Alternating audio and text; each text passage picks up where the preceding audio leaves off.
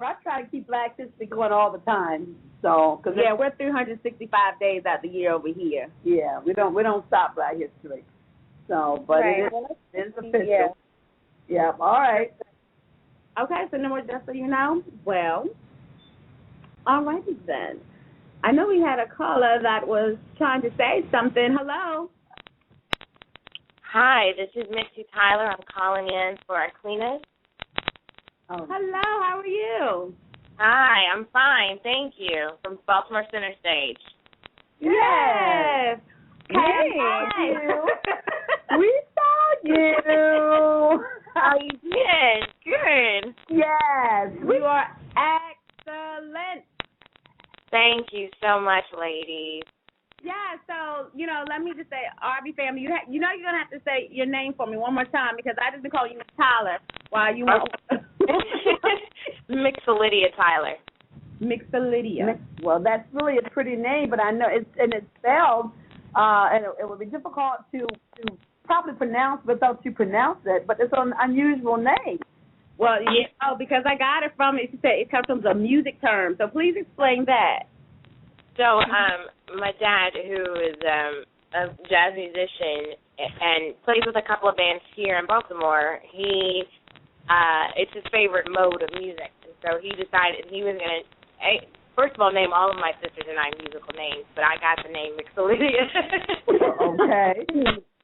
So Myxolydian is the mode, and Myxolydia is my name. Myxolydia. I love it. I know. Myxy for short. That's hot. So, RB family, we talked about Miss Tyler, because I'm scared to say, like, the Myxolydia before I mess it up. Or Myxy. You can go Myxy for short. That's fine. Well, thank you, Miss Myxy. Miss Myxy, and actually that is playing at Center Stage and the Mountaintop. And we saw the Mountaintop. We loved it. And so we had to have Miss Myxy on. And can you tell the family a little bit just about your experience before this prior production? Yeah, I went to school for theater, kind of did like a fourth quarter switch when I was an undergrad. Wow. From biology. Yeah, my fourth year I switched from biology major to wow. to school for theater, to graduate school for theater, and then I was blessed to get into Brown University Trinity Repertory Theater's program. It was their first year having this partnership, this consortium partnership with Brown and the theater, Trinity Rep. And I graduated in 2005 and just been on a nice, steady road ever since. I went to work. I was in the Oh, Miss Myxy, if you're walking around, I say stop walking around because you're on a cell phone, so you're going out. Oh, no, I'm sitting down. I'm sorry. No, it's service. Sorry. I have Verizon, so. All right. Can you hear me now? Yeah, I can hear you. Okay. Oh, well, that's cool. I mean, that's amazing. That really just shows your love in your last year to move from biology and follow, theater. And Brown University is nothing to sneeze at, of course. It's not nothing to sneeze at all. I'm like, okay, beautiful and smart, honey. Thank you very much. It was really a blessing from God because I didn't even know about the program, and then I had a teacher at UVA tell me about it, tell me that they were just starting and that I should apply. He really helped me and coached me. His name was Richard Warner, and he helped me immensely. So, yeah, and then everything kind of just opened up ever since then. Okay. Wonderful. So I know that for our opening night, we were both kind of talking about how you were able to see the off-Broadway performance of the Mountaintop. So now that you have been able to, be in the Mountaintop yourself, do you think that the depictions from the directors were the same? Did they have the same kind of nuances? Was something a little different? Yeah, I think it was very different. Yes. Okay, I think it was very different. The story, I think, still comes through itself because it's such a gorgeous, powerful story. But right off the bat. Oh, no, Miss Myxy, you're going off again. I know. Can you hear me now? Yeah. Okay. I hear that too. It's static. It's coming in. I don't know why. I'm sitting down.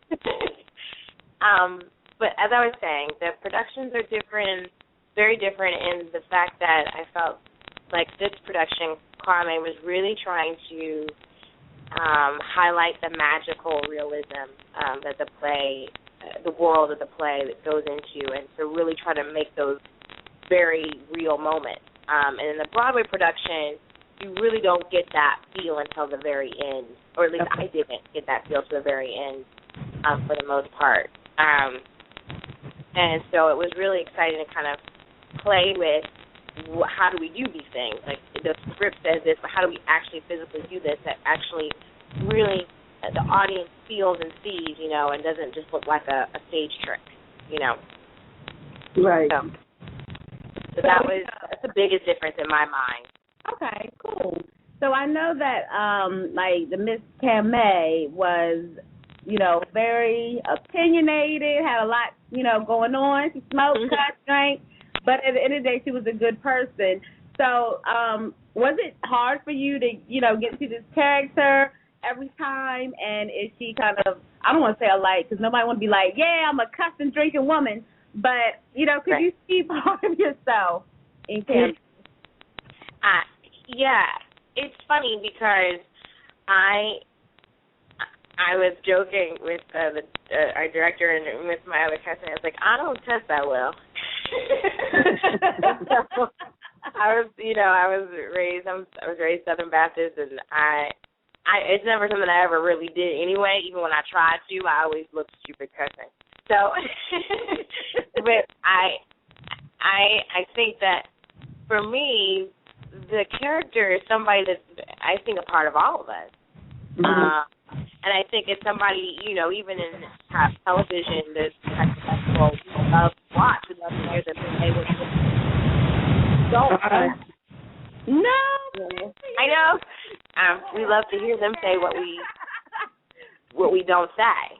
And that's what Kamei is. And so it's definitely, she's not far from me. It's just, you know, really trying to live fully in that part of me that I kind of really shut down. That's what it was for me, that journey of opening up to that side of myself. She was quite the free spirit. Yeah, you know, she has to kind of be that way, right? Huh? She kind of has to really go there for the story to make sense. And so, right. Yeah. Yeah, she had to do that, but at the handle her business, but she handled business her way. Right. You know? And I like that twist. You know, I like that twist. You know, that she wasn't perfect, neither was Dr. King, and she had a mission, and she stayed true to her mission, and she got it done, and her way. Okay. So I just have like this question because it was like been on my mind for the past few weeks, and I've been waiting for you to get on here. I don't know if you can tell me or not, but how the heck were you able to light that cigarette and cause that big fire? Well, that's what I was speaking about earlier. We really worked on that. That was one of the hardest parts during tech to kind of get right. And so what it is, it's really just a carnival trick. It's something you could make in your shop class, but no! Wait a minute, you got to start over again. You faded out. Okay. So what I was saying is that it's one of the things we worked on really hard during our technical part of the rehearsal, but it's an old carnival trick. It's something you can make in shop class. It's just a battery. It's like a car lighter on your hand. Oh. That's the concept. That when I hit a button, I open up the circuit so that it charges and charges a coil. The battery heats up a coil, right? Then tissue paper and cotton into it, so that light stops. That's what. Oh, Miss Nixie. Oh, we can. Okay. Can you hear me? I'm mad at Verizon right now, not you. Okay. No, me too. I'm like, I'm not true. I promise you, I'm not outside. I'm in my apartment. I know. It's not your fault, but I just was like so shocked. So I was like, I just have to ask her, how did you do that? Because all of a sudden it came from like nowhere. And see, I didn't, it was surprising even, that your whole role. I'm not going to give too much away because we went to New York the week after it ended, didn't we? The Broadway. We missed it. I mean, we missed it. Oh, yeah. Yeah, I never looked into what it was about other than the general thing about the last night of Dr. Martin Luther King's life. I mean, so I knew that's what it was about with Samuel Jackson and Angela Bassett. So I was kind of surprised about your role. That was such an interesting take on things. Because first, I have to admit, I kind of got upset because I'm like, why are they talking about MLK? We already know this. Don't be airing our business. But, no, I was upset like the first 10 minutes. I really was. As soon as I saw her coming, I was like, look at May. Oh, my gosh. But as it went on and it just humanized him as a person that did great things, I just slowly fell in love. It looks like we might have a caller. Hello? Oh, I guess they... Hello? Hi, did you have a quick question? Yes, I just want to make sure, can you all please give me some information about how I can go and see this play? Just listen, it sounds exciting. So. Okay, you about to get it in about 2 minutes. Okay, thank you. I guess I didn't do a good job the first time, but you're making sure I don't play around this time. So, Miss Mixie, for, just my last question, I know that Miss Heather told us that you knew the playwright. The actual playwright? Yeah. So, did you get direction from her with preparing for this role? No, not in that way. I'm not that kind of actor anyway. Okay. But I will say that Katori herself, as a person, just being in the room with her, she is the spirit of Kame, is from her mother. She got the idea of she wanted to kind of have a piece. Her mother. It's really a play about her mother in that way. Well, her mama was a firecracker then. Right. And she herself is too, very much so. And so just being around her, I've seen other plays of hers too in the characters that she writes, and this character comes up in a couple other places in different ways, but this very outspoken woman who has a very much of a sense of herself and is not ashamed of the things that she has done in a way, So,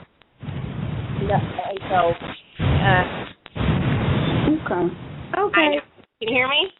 Yeah. So, having seen her plays and read some of her plays and knowing her just in being in her company, I kind of had an idea of where she was going with it. And then for me, like I said before, it was just like, where's that part of myself that I don't, always access, and how would I myself and channeling my aunt, I have an Aunt Vicky that, Lord, if this play wasn't some of the things that she has said to me, I don't even know. Really, she's my cousin, but she's like my aunt. She's my second cousin. I'm a lot older than me. It's so funny. So you use your...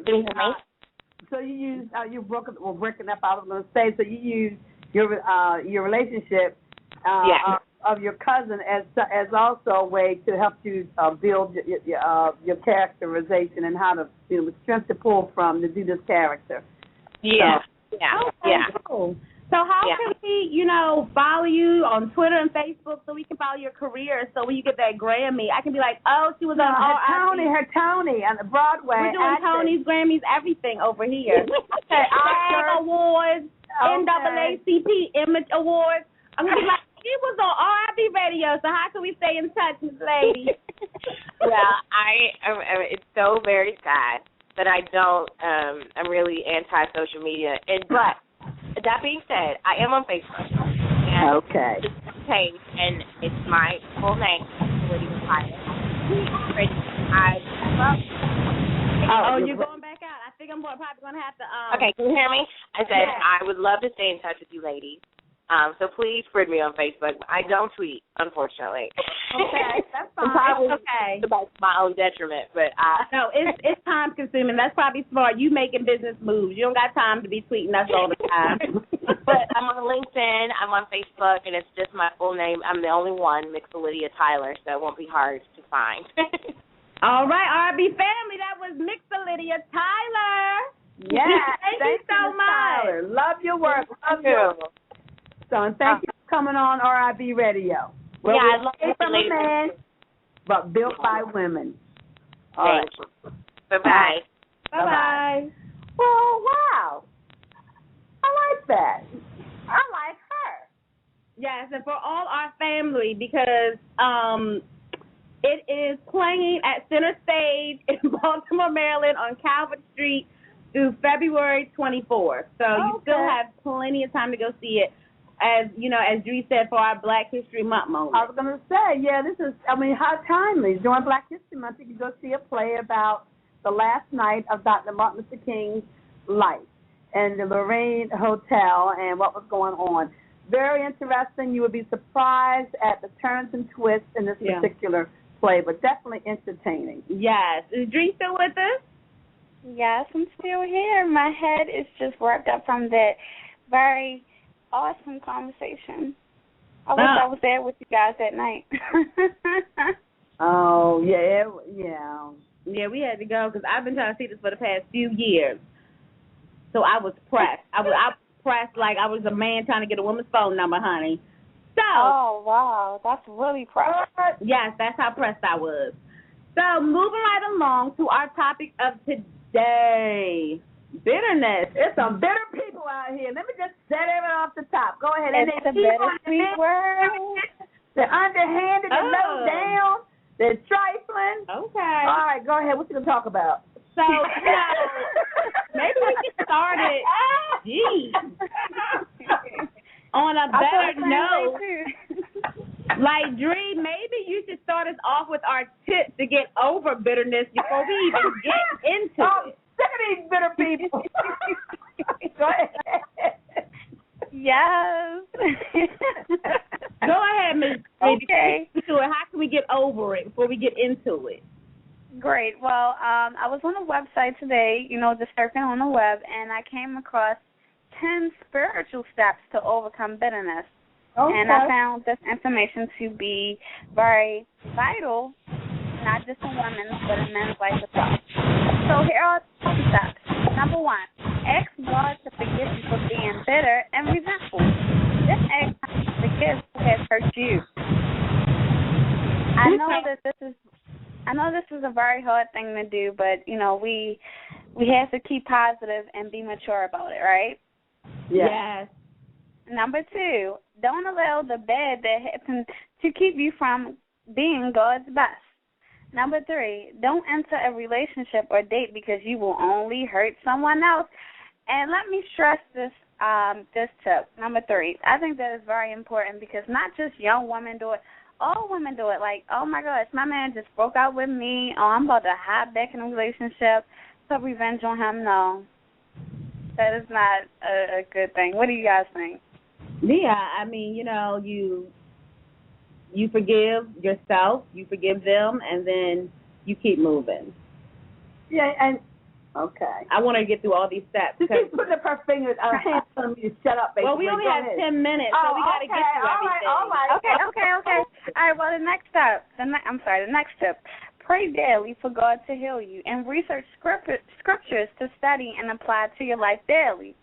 Number 5, God will bring the justice. Your job is just to forgive.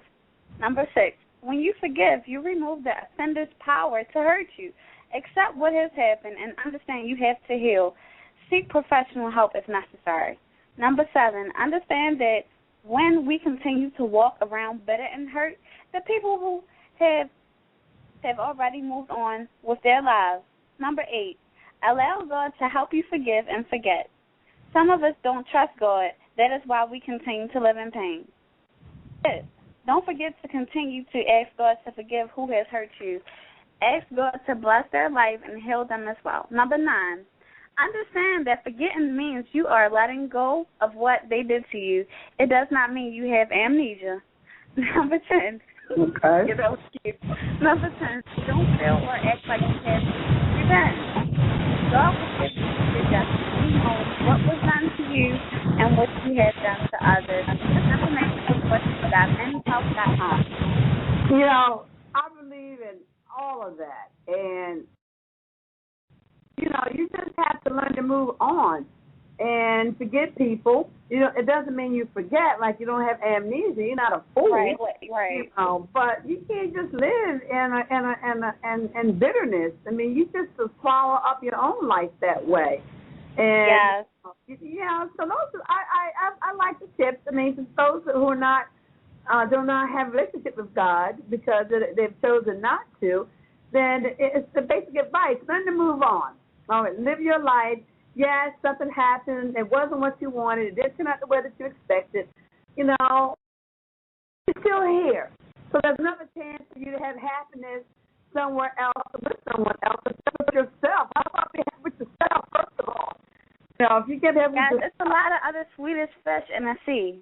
Swedish fish is my favorite candy. I know that was corny, but it's a lot of other fish in the sea. You're right. So don't be sad. Yeah. So, you know, and there's many bitter people, and that whole cliche about misery loves company. So when you encounter people that are miserable and haven't learned how to heal themselves, then you know they're gonna try to make you miserable too. We already know bitter people. Forget it, move on. They could have said that instead of 10 to 1.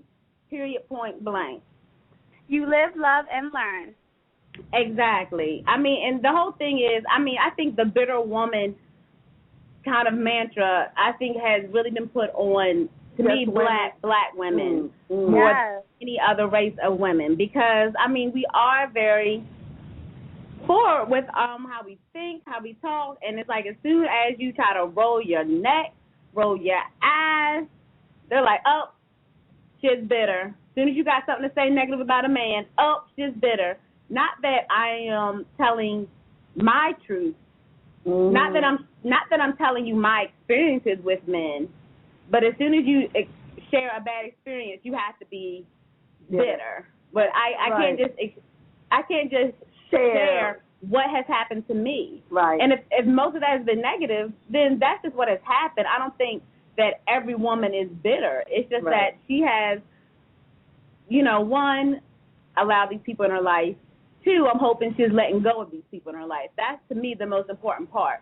To know this person is not healthy for me and to get rid of that person. Because when you keep on allowing this person that you know is not right for you to continue, that's the problem automatically right there. And that's when you become bitter. That is when you become bitter. And to piggyback on what you said, Aquinas, when some women stick on to that guy, that's when you need professional help, in my opinion, or you just need to talk to, it could be a pastor or someone in your family that has been there, done that. Yeah, you know, I was just put a plug in for seeking professional help, because as a community of people, African Americans, we look down on our mental health issues, and we need to move away from that and realize that sometimes you just need somebody else to just talk to air your feelings and thoughts to. It doesn't mean you're crazy. It doesn't mean you're weak. It just means that you need somebody to balance your ideas off of. Right. You know. Right. Caller, do you have something to say? Hello? No, it said that they wanted to talk. Maybe that's from last time. So okay. But you know, they said most times bitterness is shown up in dating more than any other reason, and it's kind of sad because it's like, what do you mean? That most times women, when they say if they're bitter about something, it's never like your job or your weight. It's always like, these no good men. Oh, make other choices. Well, you know, we sometimes want to make take a pig and try to make it into, you know, something that's above that, you know. And then when it doesn't turn, what to say? What's that old thing about? Woman saw a snake on the ground. It was frozen, so she decided to pick it up and take it to the house, and the snake melted and thawed out. It turned around and bit her, and she asked, why? I just tried to help you. And he's like, well, you knew I was a snake when you brought me in your house. Right. So somebody's no good. You know they're not right for you. But we're just always so hopeful and so needy sometimes that we just, bow down, Lord, and what we have to get, these men that are barely on the crumb on the earth because they have problems, and then they bring problems into our lives. Right. Well, they said according to Laverne Wheatley Perry, and she's a psychologist. He said hopelessness is a black female's learned attitude. And he said really black females appear chronically depressed, and it's called low-level depression. So it means we're not depressed enough to go crazy, and we're working too hard to have time to think about killing ourselves. But we're not happy. So, I was kind of going down the list of, maybe why are we seen as bitter?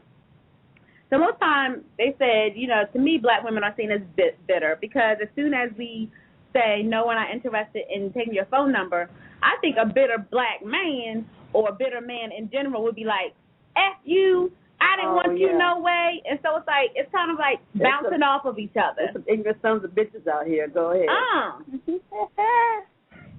What if they so nasty? No, that was keeping it real. Like, let me stop. They be so raunchy and for no reason. It's like, no, I'm not interested in the number. And it's like, sometimes I know personally, if a man kind of talks to me, and I'm like, I'm not interested in you. If I just say, no, I don't want to exchange numbers, it has to be like, well, why?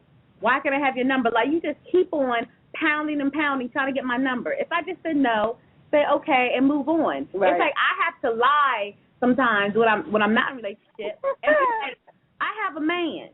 Right. And then they go, your man don't allow you to have friends. Nah, he's crazy, and he'll kill you and me. Like, you're not going to go that hard. So I'm serious. You got to go that hard. So this man won't back off.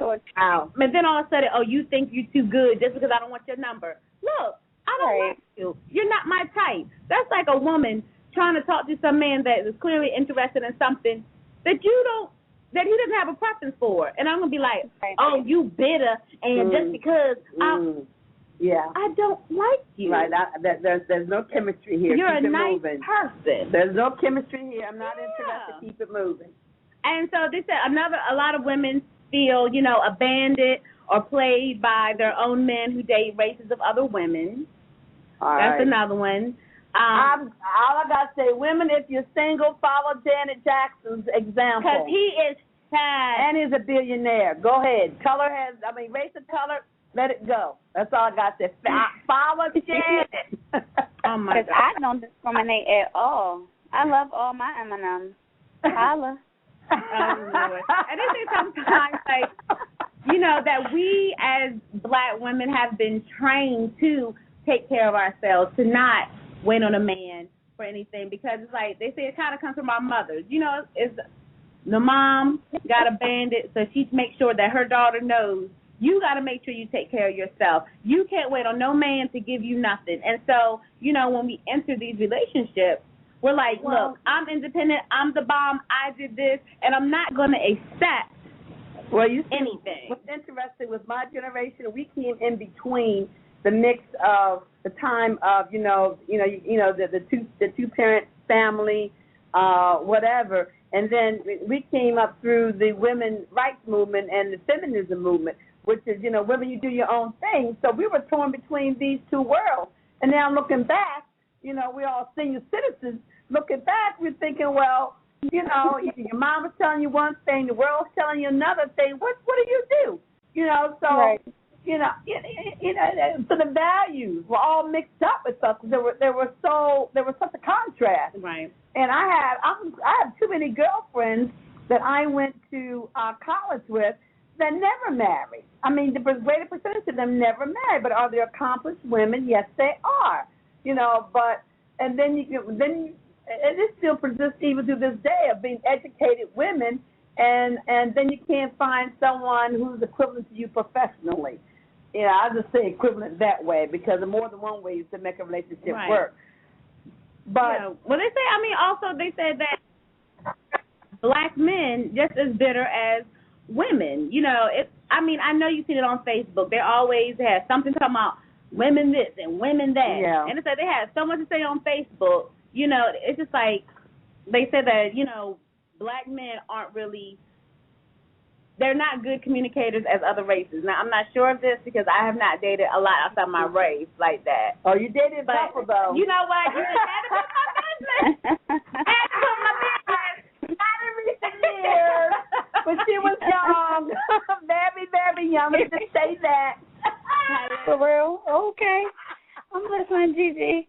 Out of my business. But they said, you know, like other races are better communicators, and you know, black men are taught to be, you know, strong and just silent and silent. So I guess Facebook, that's when they get to show, you know, well, you know, men, they get hurt by one woman, and all women are like that. They treat all women the same. You know, I think as women, we try to give other people chances. Look, we are hopeless romantics. Because if we didn't, they would really hate us if they wanted us to, you know, be like, after one man, we hate them all. No, we keep believing. Women keep believing. You keep one eye open the older you get. Yeah. You know. Anyway, so, you know, my thing is, you know, let it go. You know, try to be at peace. I try to, you know, seek peace as much as I can. It doesn't mean that it's easy to do, but it certainly makes your life a lot easier by seeking peace. I don't care what your spiritual beliefs are, your religion, whatever. Just seek peace, and if you do that, you'll come around and keep believing in people. You know, keep the faith and believe in God. That at the end of the day, God is going to work everything all out in your favor. If you're not spiritual like that, then just keep believing the universe is going to balance itself out. Karma. Just believe in that. And one thing that I want to add on what you're saying, Gigi, you know, one role model to me that I look up to, which acquaintance know, is Rashida. I look up to her because I like her whole mentality, you know, as far as, you know, being a strong woman and, you know, knowing what you deserve. Sometimes we fall short of knowing what we deserve, and we listen to our close friends or, you know, the people that we love and fall short. But if you know what you like, then go after it. But my question is, where to go? Where to surround yourself with?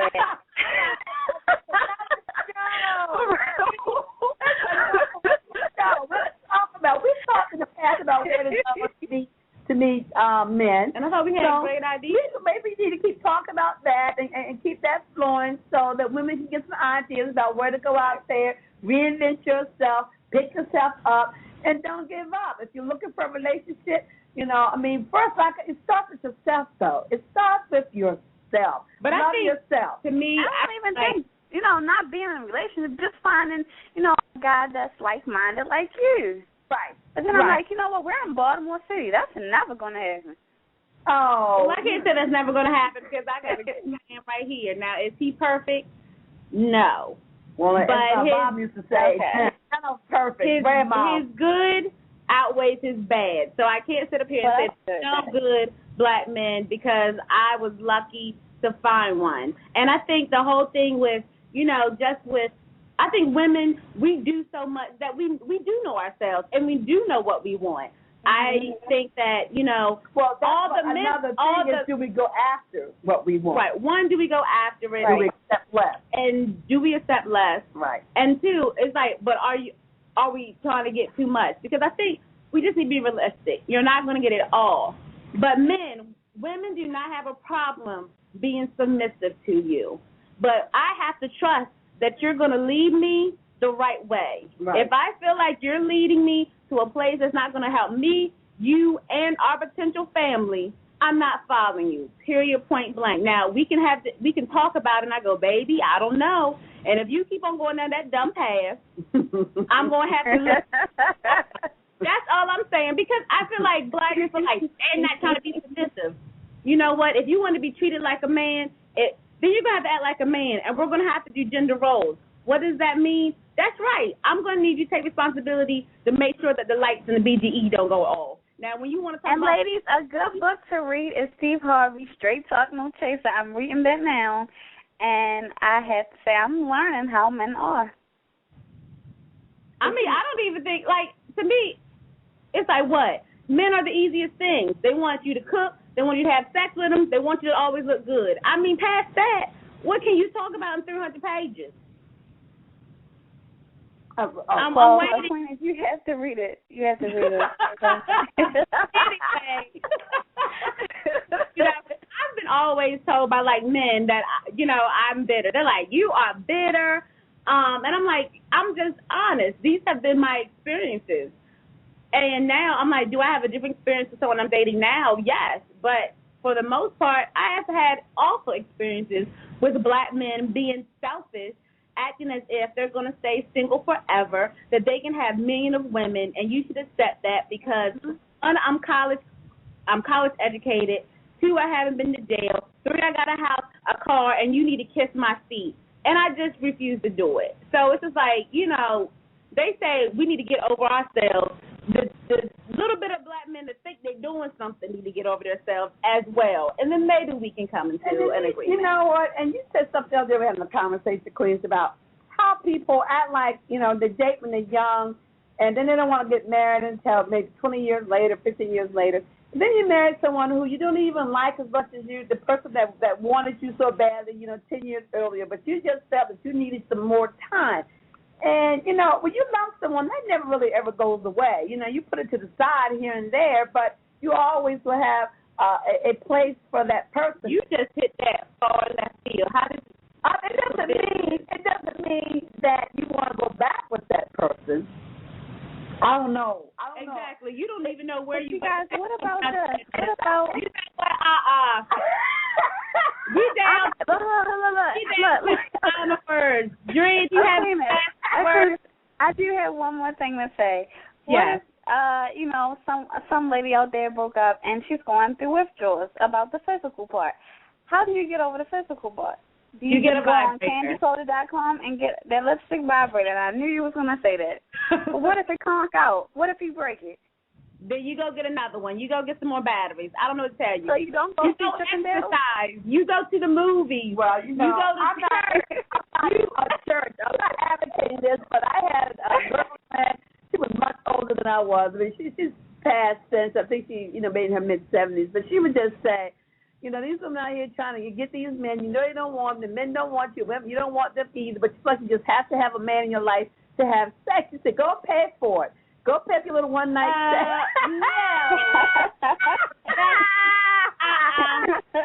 You were laughing too hard. But she used to say it all the time, and I was amazed that it would come from someone at her age. But she would say, women just stress on themselves. No, I'm not paying for it. They give it out too freely. Why would I pay for it? You know what? Well, anyway, that way, it's, there are no strings attached. And you keep it moving. But I'm not advocating that. But I always thought it was interesting. She used to say that all the time, that women put much pressure on themselves about being in these relationships that are going nowhere because they feel like they need a man around just for the physical. We are so over time. Right. Ladies, thank you so much. I think at the end of the day, we're just saying, one, forgive yourself. Two, forgive the person that hurt you.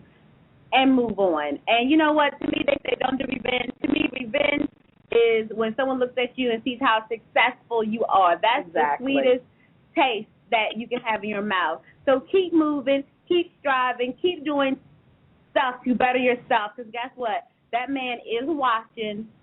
And you know what? Maybe he was just too excited and now he's coming for you. All right. So we're RIB, made from a man, but built by women. Right. Hey, ladies, stand up, it's the year of the woman. Stand up, it's the year of the woman. Don't take no stuff now, ladies, stand up with me. Welcome to RIB. Welcome to RIB. Welcome to RIB with the Queen and Angie G.